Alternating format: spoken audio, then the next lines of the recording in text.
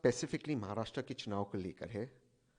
सबसे पहले जो नतीजे आए, अगर विपक्ष के पॉइंट ऑफ व्यू से देखा जाए तो मुझे लगता है कहीं ना कहीं विपक्ष को ये नतीजे देखकर, ये रिजल्ट्स देखकर अफसोस तो होता ही होगा, लेकिन कांग्रेस को इस पर विचार करना चाहिए कि जो उन्होंने अलायंसेस किए महाराष्ट्र में, जो एमवीए बनाई, खास करके शिवसेना उद्धव ठाकरे ग्रुप के साथ, उससे उन्हें फायदा पहुंचा या नुकसान पहुंचाए। शिवसेना उद्धव ठाकरे ग्रुप के पास अपना कोई कोर वोटर बचा नहीं था।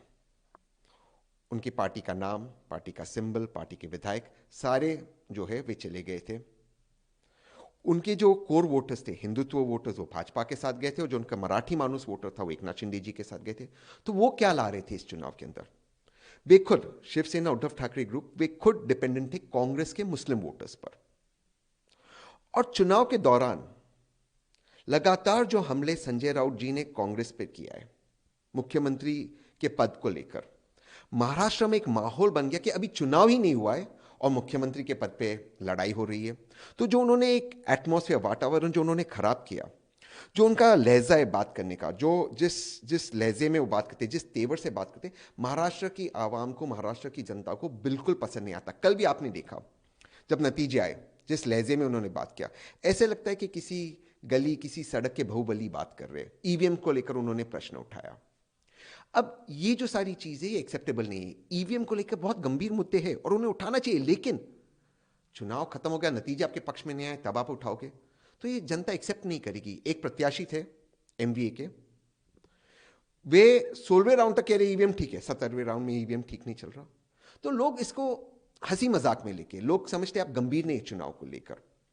दूसरा एक बहुत इंपॉर्टेंट मुद्दा था जिस पर कांग्रेस को विचार करना चाहिए, जो पोलराइजेशन हुआ।